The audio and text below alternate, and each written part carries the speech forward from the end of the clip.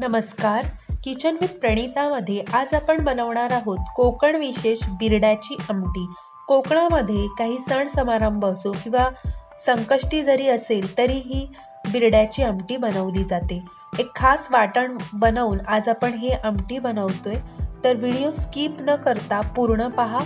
अवघ्या 10 ते 15 मिनिटांमध्ये ही आमटी बनवून तयार होते. चला तर मग वेळ न घालवता लगेचच पाहूया बिरड्याची आमटी कशी बनवायची. आमटी बनवण्यासाठी इथे आपल्याला मोड आलेले वाल किंवा पावटा घ्यायचा आहे. आता हे मोड आलेले वाल आपल्याला सोलून घ्यायचे आहेत. हे मी 1 तासापूर्वी पाण्यामध्ये भिजत ठेवले होते, म्हणजे ते पटकन सोलले जातील. जर का पटकन सोलले जात नसतील तर मग कोमट पाण्यामध्ये भिजत ठेवा, म्हणजे हे याची सालं पटकन निघतील. अशा प्रकारे आपल्याला हे सर्व मोड आलेले वाल सोलून घ्यायचे आहेत. तर इथे आमटी बनवण्यासाठी लागणारं साहित्य आहे सोलून घेतलेला मोड आलेला वाल. तर आता हा सोलल्यानंतर आपल्याला पाण्यामध्ये भिजत ठेवायचा आहे, म्हणजे काळपट पडणार नाही. सोबतच मी बटाटा सुद्धा घेतलेला आहे. बटाटा सुद्धा आपल्याला पाण्यामध्ये भिजत ठेवायचा आहे, म्हणजे काळपट पडणार नाही. सोबतच कांदा, ओलं खोवलेलं खोबरं, कढीपत्त्याची पानं, टोमॅटो, लसूण पाकळ्या आणि आलं. आता आपल्याला वाटण बनवण्यासाठी सुरुवातीला कांदा आणि खोबरं भाजून घ्यायचं आहे. त्याकरिता मी गॅसवर एक तवा गरम करायला ठेवलेला आहे. त्यामध्ये उभा चिरलेला कांदा भाजून घ्यायचा आहे. कांदा लालसर रंग येईपर्यंत, हलकासा रंग बदलेपर्यंत भाजून घेतलेला आहे. आता यामध्ये ओलं खोबरं घालून आपल्याला खोबरं सुद्धा खमंग होईपर्यंत भाजून घ्यायचं आहे. गॅसची आच मध्यम ते मोठी ठेवून कांदा आणि खोबरं छान असं भाजून घेतल्यानंतर हे आपल्याला एका प्लेटमध्ये काढून पूर्णपणे गार होण्याची वाट पाहायची आहे. तोपर्यंत आपण आमटीला फोडणी करून घेऊया. त्याकरिता मी गॅसवर एक कढई गरम करत ठेवली आहे. त्यामध्ये 1 पळी इतकं तेल घालणार आहे.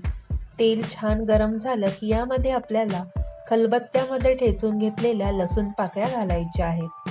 फोडणीमध्ये जेव्हा आपण अशा लसूण पाकळ्या घालतो तेव्हा त्याचा स्वाद एकदम अप्रतिम येतो. सोबतच हिंग घालायचं आहे, कारण बिरडं हे पचायला थोडं जड असतं, त्यामुळे हिंग आवर्जून घाला. सोबतच कढीपत्त्याची पानं घालायची आहेत. आता गॅसची आच अगदीच लहान ठेवलेली आहे आणि यामध्ये मी अर्धा चमचा इतकी हळद घालणार आहे. अशी हळद फोडणीमध्ये घातली की रंग सुद्धा सुरेख येतो. सोबतच आपल्याला बारीक चिरलेला कांदा आणि टोमॅटो, सोबतच मीठ देखील यामध्ये मी घालणार आहे, म्हणजे कांदा आणि टोमॅटो पटकन मऊसूत होईल. आता हे छान असं आपल्याला मऊ होईपर्यंत परतवून घ्यायचं आहे. परतवून झाल्यानंतर यामध्ये आपल्याला सोललेला वाल घालायचा आहे. सोबतच बटाटा सुद्धा घालायचा आहे. आता इथे तुम्हाला वांग, शेवग्याच्या शेंगा वगैरे घालायच्या असतील तरी देखील तुम्ही घालू शकता. आता हे व्यवस्थित आपल्याला मिसळून घ्यायचं आहे आणि आपण हा वाल आणि बटाटा वाफेवर शिजवून घेणार आहोत. त्याकरिता आपल्याला कढईवर झाकण ठेवायचं आहे आणि झाकणामध्ये पाणी ओतून आपण 5 मिनिटं वाफ काढून घेणार आहोत. गॅसची आच इथे मी मध्यम ठेवलेली आहे. आता 5 मिनिटानंतर झाकणातील गरम पाणी आपल्याला कढईमध्ये ओतायचं आहे आणि व्यवस्थित हे हलवून घ्यायचं आहे.